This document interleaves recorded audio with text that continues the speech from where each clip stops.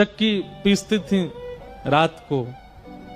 तो जनाबाई का नियम था कि जब वो चक्की पीसती थी ना, तो पीसते पीसते गाती थी, और वो स्वर इतना अच्छा लगता था ठाकुर जी को, इतना प्रिय लगता था कि ठाकुर जी आधी रात में मंदिर से भाग करके आते थे जनाबाई के पास। और ठाकुर जी बैठ करके सुनते थे, जनाबाई चक्की पीसती थी, जनाबाई गाती थी, और ठाकुर जी सुनते थे बैठ करके।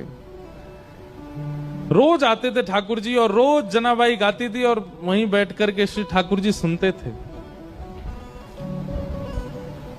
एक दिन ठाकुर जी गए और जनाबाई ऐसे चक्की पीस रही थी, तो ठाकुर जी बोले, ए जना, ये चक्की मत पीस।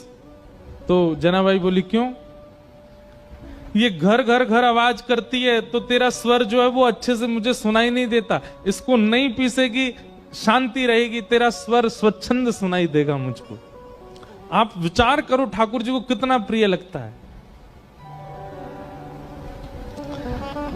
तो जनाबाई बोलती, चक्की नहीं पीसूंगी तो आटा कहां से होगा, आटा नहीं होगा तो रोटी कैसे बनेगी, रोटी नहीं बनेगी तो फिर सब खाएंगे क्या, और सब कुछ नहीं खाएंगे तो फिर मुझे डांटनी पड़ेगी, है आटा नहीं है।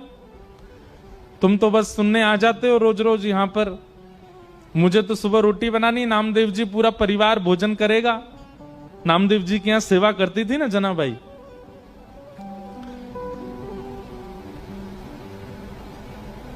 चक्की नहीं रोकती, पीसती रहती, गाती रहती। ठाकुर जी बोले, नहीं नहीं चक्की रोको, मुझे तुम्हारा स्वर सुनना है। तो जनाबाई बोलती, थोड़ा सा रह गया है, एक काम करो, अब मैं पीसूंगी तो धीरे धीरे चलेगा, तुम भी हाथ लगाओ थोड़ा सा। तो ठाकुर जी हाथ लगाते जनाबाई के साथ, और साथ में बैठ करके दोनों पीसते, और पीसते पीसते जनाबाई गाती,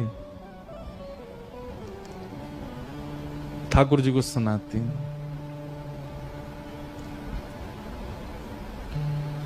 अब जब ठाकुर जी हाथ लगाते जनाबाई के साथ चक्की पिसवाते, तो ठाकुर जी इतने सारे गहने पहन के रहते हैं, वो गहने सब आगे पीछे जब ठाकुर जी हिलते तो गहनों की आवाज आती।